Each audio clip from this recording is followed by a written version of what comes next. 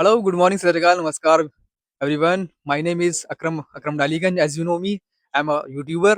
और आज हम कुछ बात करने जा रहे हैं मेंस के रूल और नियम के ऊपर, जो जैसा कि मुझे फील होता है कि जो आज के समाज में चल रहा है कि औरतें अपने जो उनके कानून जो हैं, उनके जो राइट्स हैं, उसका मिसयूज कर रही हैं, गलत इस्तेमाल कर रही हैं। इस वजह से आज जो आदमी आज का है, वो दबा और कुचला आदमी है। उसको जगह जगह पे मारा जाता है, जगह जगह पे उसको जो है गाली गलौज उससे ज्यादा करी जाती है, जो कि औरतें करती हैं। और औरतें अपने राइट्स का बहुत ज़्यादा मिसयूज़ कर रही हैं। तो आज मुझे लगता है कि इस बारे में एक आदमी से ही आदमी की कही सुनी और आदमी की ही ज़ुबान कुछ पूछा जाए। तो आज हमारे साथ हैं mister Ashok sir. Hello sir, how are you? I am good. I am good. How are you? I am also fine sir. तो आज का जो युवा है, आज का जो आदमी है, आज का जो मर्द है, मुझे जहाँ तक लगता है कि वो औरतों से बहुत दबा हुआ है। इस वजह से दबा हुआ है क्योंकि बहुत जगह हमने केसेस देखे हैं कि औरतों ने गलत उनके ऊपर इल्ज़ाम लगा दिया, औरतों ने कहीं पे तमाचा मार दिया, औरतों ने कहीं भी गाली-गलौज करना शुरू कर दिया, क्योंकि वो जानती हैं कि उनके ऊपर कोई भी नियम कानून नहीं लागू होगा। क्या सर इसके बारे में क्या बोलना चाहेंगे आप? अकरम, बात आपकी बिल्कुल सही है। औरतें अपने पावर का मिसयूज़ कर रही हैं। जो उनको रूल्स और रेगुलेशन दिए गए थे कि वो आगे आए और अपने आप को एम्पावर करे, वो आजकल उसका मिसयूज़ कर रही हैं। लेकिन ये सबके बारे में नहीं कहा जा सकता है। बहुत सी औरतें हैं जिनके लिए ये बेनिफिशियल है।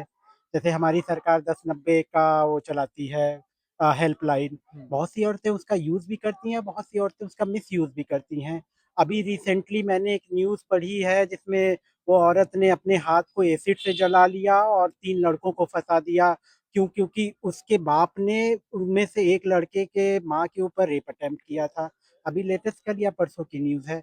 तो उसको फँसाने के चक्कर में उसने ऐसा किया। तो जो इनिशियल जाँच थी उसमें तो नहीं पता चला, लेकिन ब जा बाद में थॉरो जाँच हुई तो उसमें पता चला कि कुछ ऐसा-ऐसा है। तो ये सब मिसयूज़ेज़ ही हैं।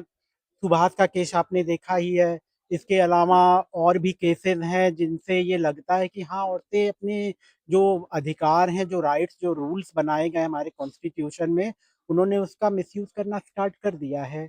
लेकिन in other hand if you can see, हमें ये लगेगा कि नहीं, कुछ औरतें ऐसी हैं जिनके लिए एम्पावर करने के लिए ये रूल्स और रेगुलेशन ज़रूरी हैं। क्योंकि बहुत से डोमेस्टिक वायलेंस हो गए, बहुत सारे एक्सटर्नल वायलेंस हो गए जो औरतों के खिलाफ होते हैं और उनके लिए बेनिफिशियल है। तो ये कह नहीं सकते हैं कि इस रूल को हटाना चाहिए या कंटिन्यू करना चाहिए।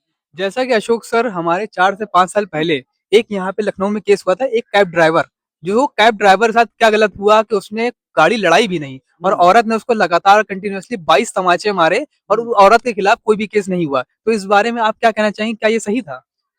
सही तो नहीं था, लेकिन उस औरत के खिलाफ हुआ था, बाद में कॉम्प्रोमाइज़ वग़ैरह हुए होंगे, क्योंकि जहाँ तक मैंने वो न्यूज़ देखी थी, एफआईआर वग़ैरह हुई थी और बाद में सोसाइटी में भी काफ़ी हंगामा हुआ था। मुझे लगता है वो औरत कुछ मेंटली डिस्टर्ब रही होगी। लेकिन अब कुछ औरतों के 1% या 2% औरतों के चक्कर में अब हम सारी औरतों को तो नहीं पनिश कर सकते, है ना?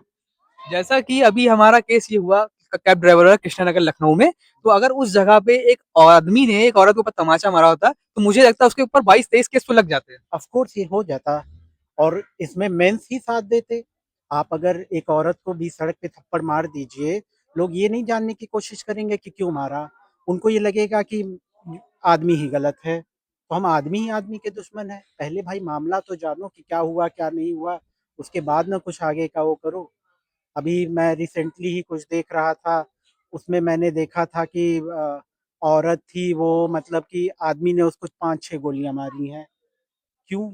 ये मेरे ख़्याल से कहीं ग्वालियर वग़ैरह का केस था। ये सर एलिमनी का केस था। वो आदमी, जो औरत थी उसकी बीवी, वो किसी और साथ अफेयर चल रहा था हाँ, और उसको राइट। मेंटली प्रताड़ित कर हाँ, रही थी। मेंटली प्रताड़ित कर रही थी और उसके खिलाफ केस कर रही थी।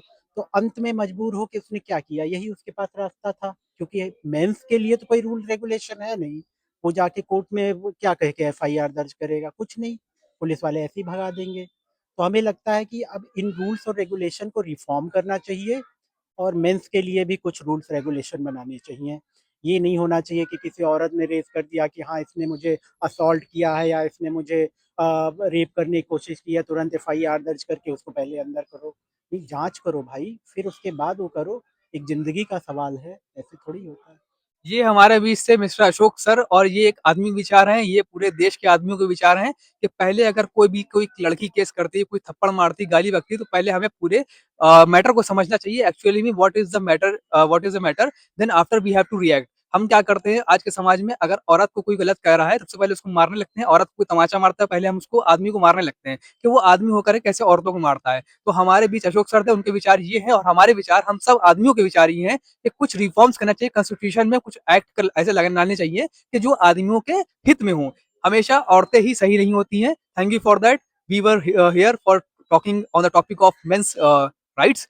सो thank you for watching, keep subscribe, keep doing love.